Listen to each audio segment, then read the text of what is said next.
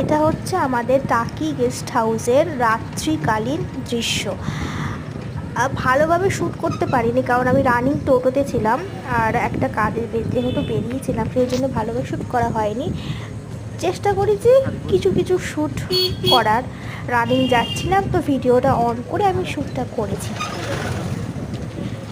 টাকি খুবই সুন্দর জায়গা, তোমরা হয়তো টাকি হাসনাবাদের নাম শুনেছ। আর টাকিতে অনেক কিছু দেখার আছে, অনেক অনেক, কিন্তু আমি তো বার হই না, ঘরেতেই সবসময় থাকি, বাড়িতেই থাকি। আর হাউস ওয়াইফদের এমনি সবসময় বার হওয়া হয় না, আর আমার ঘুরতে খুব একটা ভালোও লাগে না। অনেকে ঘুরতে প্রচুর ভালোবাসেন, আমি জানি।